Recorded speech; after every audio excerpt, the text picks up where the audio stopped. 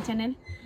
আমি অমৃতা লাইফস্টাইল ব্লগে সবাইকে সুস্বাগত, অভিনন্দন। আবারও একবার আজকে এমন একটা রেসিপি আপনাদের সাথে শেয়ার করতে চলেছি। শীতে তো অনেক ধরনের রেসিপি আপনাদের সাথে শেয়ার করছি, তো আজকে এমন একটা রেসিপি শেয়ার করব যেটা মনে করেন জিভে জল আসতে বাধ্য, এটুকু বলতে পারি। তো চলুন দেখে নিই আজকে রেসিপিটা কি করতে চলেছি। রেসিপিটা সম্পূর্ণ দেখবেন এবং আমাকে জানাবেন যে কেমন লাগলো। ভুল ত্রুটি যেটাই হোক আপনারা কিভাবে বানান সেটাও আমাকে কমেন্টে জানাতে পারেন, তাহলে আমি পরের দিন আবার চেষ্টা করব সেইভাবে আমার চ্যানেলে ভিডিওটা তৈরি করতে।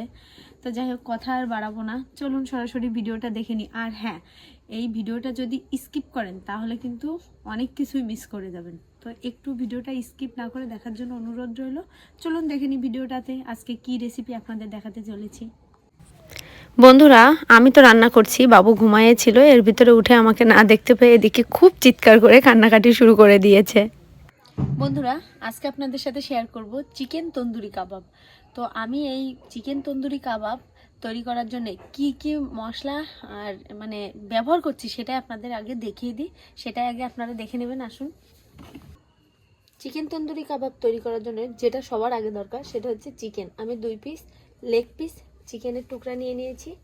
এখানে আছে টমেটো সস, আছে হলুদ গুঁড়ো, আছে লবণ, এখানে আছে পেঁয়াজ এবং রসুন একসাথে বাটা, এখানে আছে সামান্য পরিমাণ জিরে, ধনিয়া, আদা একসাথে বাটা, সাথে অল্প একটু গরম মশলা।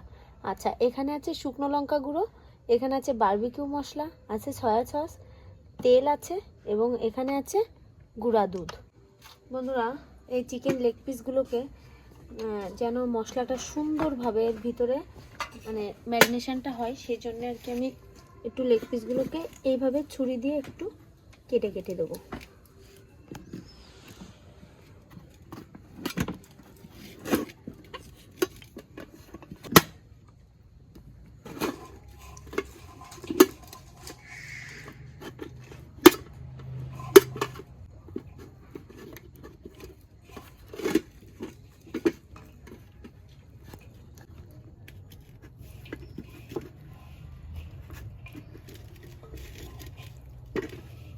সেমভাবে উল্টো পাশটাও একটু এইভাবে একটু হালকা, বেশি না, যেহেতু এটা তো বুঝতেই পাচ্ছেন তন্দুরি হবে, একটু তো সময় নিয়ে এটা স্টিম করাই হবে।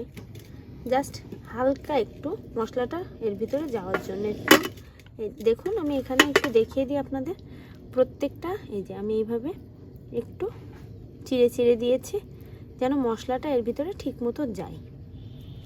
তো চলুন এইভাবেও এটাও রেডি করে নিই।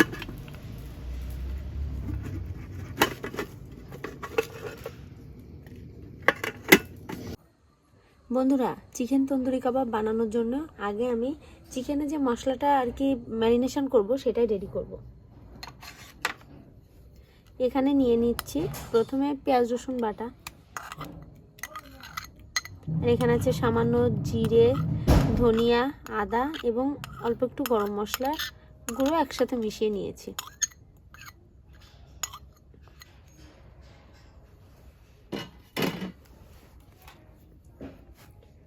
এখানে দিয়ে দিচ্ছি সামান্য হলুদ গুঁড়ো,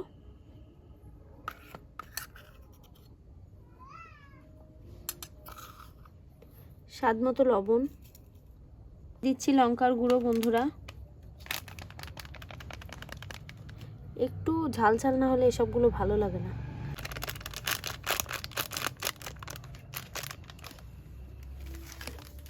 দিয়ে দিচ্ছি সামান্য গুঁড়া দুধ,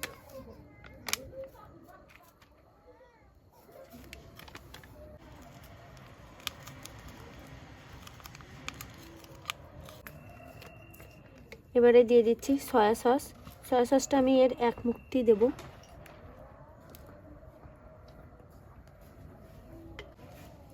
একই সাথে দিয়ে দেব সামান্য একটু তেল।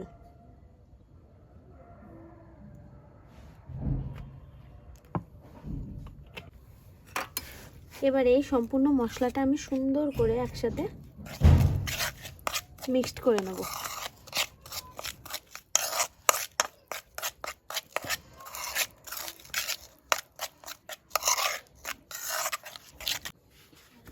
এবারে চিকেনের গায়ে এই মশলাটা সুন্দর করে একটু সময় নিয়ে মাখিয়ে নেব।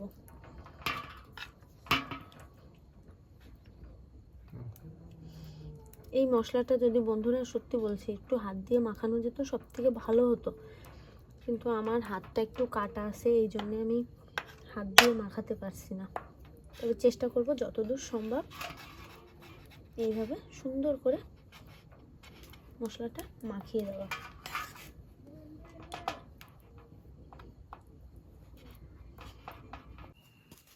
বন্ধুরা আমি দেখুন লেগ পিস দুই পিঠ আমি আপনাদের দেখিয়ে দিলাম, ঠিক এইভাবে আমি সুন্দর করে মশলাটা কিন্তু মাখিয়ে নিয়েছি। এবারে এই লেগ পিসটা আমি এই যে পাত্রে মশলা করেছিলাম এর উপরে উঠিয়ে নেব। একটু ম্যারিনেশনও হতে লাগুক, তার ভিতরে বাকি যে কাজ আছে আমি সেটাও রেডি করে নেব। যেটার কথা না বললে নয় বন্ধুরা, নিয়ে নিয়েছি এখানে ফয়েল পেপার। এই ফয়েল পেপারের উপরে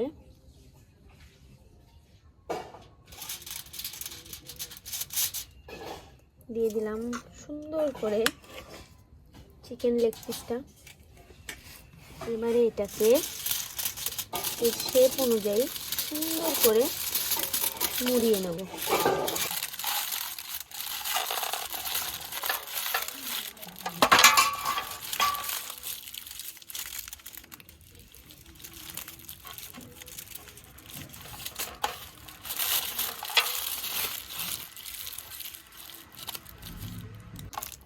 কেমন লাগছে?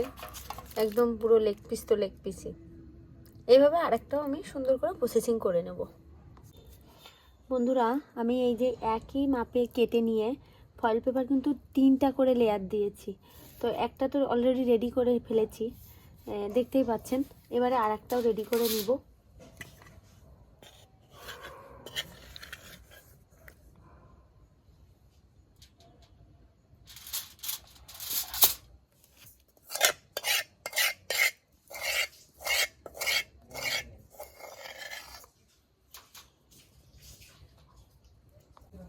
আচ্ছা বন্ধুরা, আপনারা যদি বাসায় ঠিক এই সেম প্রসেসিংয়ে করতে চান তাহলে এই ফয়েল পেপারের ভাঁজটা একটু দেখে নিন। দেখুন আমি প্রথমে একটা ফোল্ড করলাম, ঠিক সেমভাবে এইভাবে ধরে নিয়ে এইভাবে ফোল্ড করলাম। এবারে এটা আস্তে আস্তে দেখুন ঠিক পেটের সাইজটা আগে চেপে দিবেন, দিয়ে দেখুন ঠিক যেমন শেপ আছে শেপে এটা সুন্দর করে একটু টাইট করে চেপে দিবেন, না হলে কিন্তু এর ভিতরে যদি হাওয়া ঢুকে থাকে তাহলে কিন্তু আগুন ধরে যাবে। দেখুন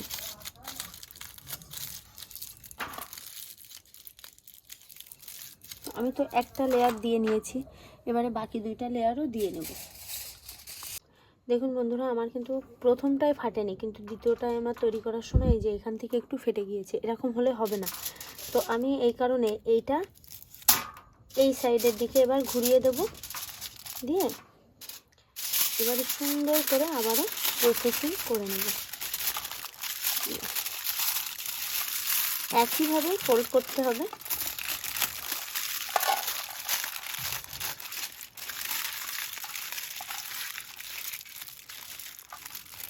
এটা কিন্তু খুব নরম হাতে করতে হবে এবং সময় নিয়ে আস্তে আস্তে করতে হবে। তাড়াহুড়া করলে কিন্তু বন্ধুরা, এই যে আমার যেরকম আমি একটু তাড়াহুড়া করতে গিয়ে কিন্তু ভুল করে ফেলেছি, এটা করা যাবে না একদমই।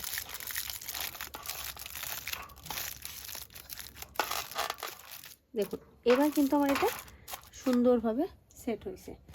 ঠিক সেমভাবে আমি আরেকটা ফয়েল পেপারও এর ভিতরে দিয়ে দেবো, 3টা লেয়ার যেহেতু হবে। তো সেমভাবে আমি আরেকটা লেয়ারও দিয়ে নিচ্ছি বন্ধুরা।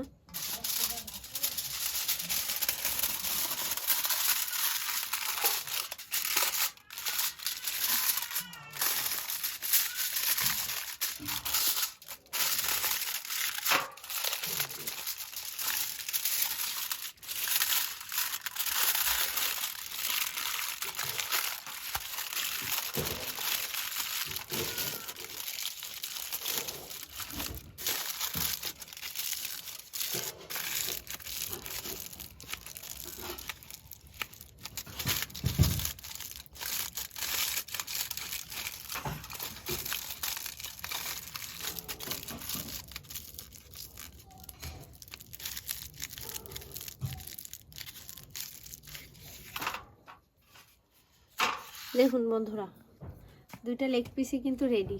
এবারে বাকি কাজ শুরু করব। বন্ধুরা, উনুনটা এবার ধরিয়ে নেব।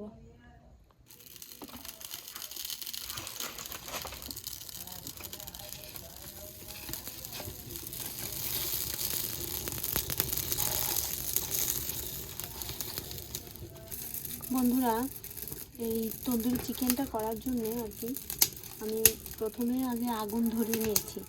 আমার বাসায় কয়লা আছে, কাঠ কয়লা। আগে উনুনটা ধরিয়ে নিয়েছি। উনুনে একটু হিট হয়ে গেলে তার ভিতরে কয়লাগুলো দিয়ে দেবো।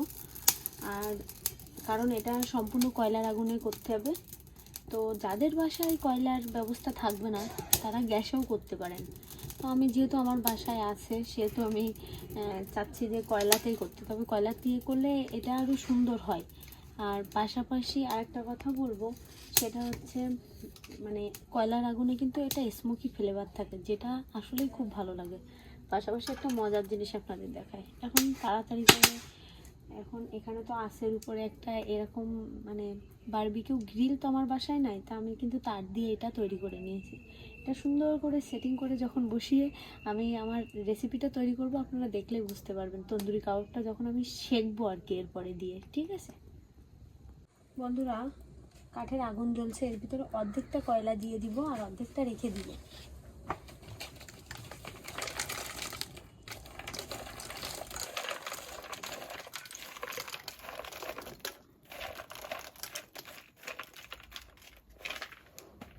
এই কয়লাগুলো একটু হিট হয়ে যাক, তারপরে আমি আস্তে আস্তে এটা বসিয়ে আপনাদের দেখাবো। শোনা জলো এরকম করতে না। বন্ধুরা, আমরা মোটামুটি কয়লায় হিট করে নিয়েছি। এবারে আমরা যে জালিটা নিজেরা তৈরি করেছি সেটা সুন্দর করে দেখেন বসিয়ে নিলাম। এবারে এরপরে চিকেনের টুকরাগুলো বসিয়ে দেবো।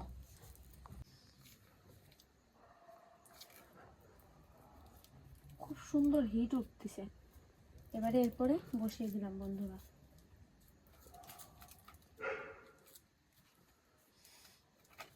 এইভাবে এই কয়লার আঁচে এটা সুন্দরভাবে স্টিম হতে থাকুক। বন্ধুরা, এক সাইডে হিট দিয়ে দিয়েছি, এবার অন্য সাইডটা একটু উল্টে দেব।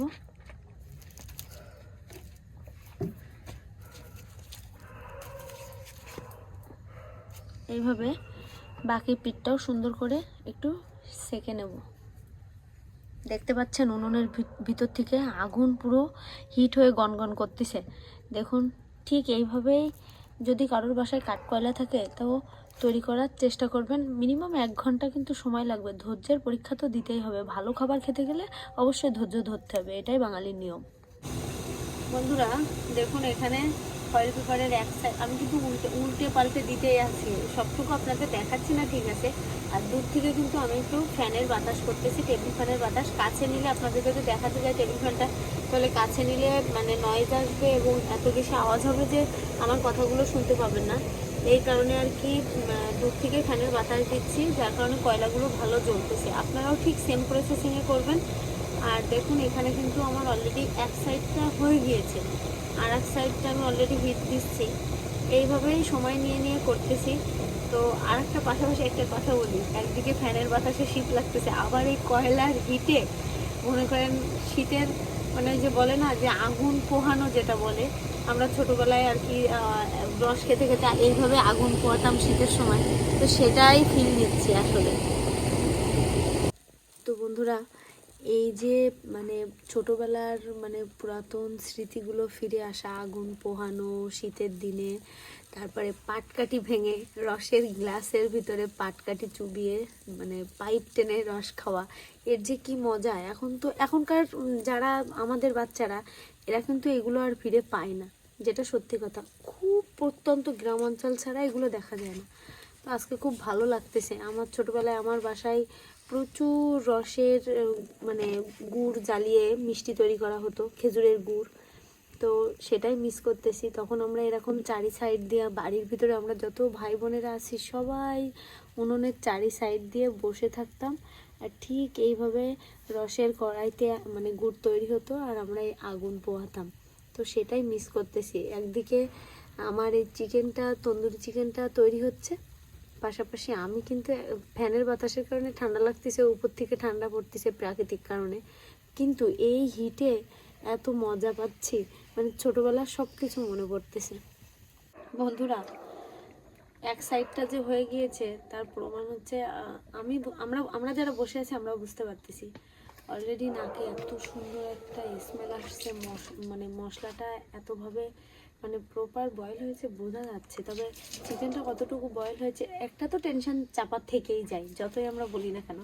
আমি জানি না কেমন হবে, তবে মশলার সুন্দর একটা গন্ধ বেরোচ্ছে। আমার মনে হয় যদি চিকেনটা প্রপার বয়েল হয় তাহলে আমি মনে হয় আজকে দোকানের থেকেও ভালো মানে তন্দুরি চিকেন আপনাদের সামনে মানে রেসিপি শেয়ার করতে পারলাম, কারণ গন্ধটা অমায়িক বেরোইছে। বন্ধুরা, আমাদের এই তন্দুরি চিকেনটা হয়ে গিয়েছে, এবার নামিয়ে নেব। তো কি হয়েছে জানি না, চেষ্টা তো করেছি।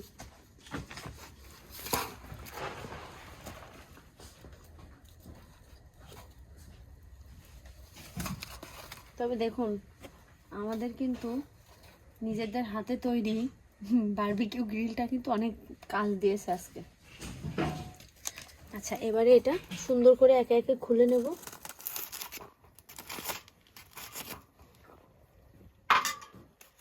বন্ধুরা, একটি পর্দা আমি ছাড়িয়ে নিয়েছি এবং বাকি পর্দাগুলো আমি ছাড়াবো। তবে আমার না একটু টেনশন হচ্ছে, এটা হয়েছে কিনা আমি ঠিক বুঝতেছি না। আমি কিন্তু এটা তৈরি করলাম আজকে ফার্স্ট টাইম, এক্সপেরিমেন্ট যেটা বলে। আমি কিন্তু সত্যি খুব টেনশনে আছি, আদৌ হলো কি না।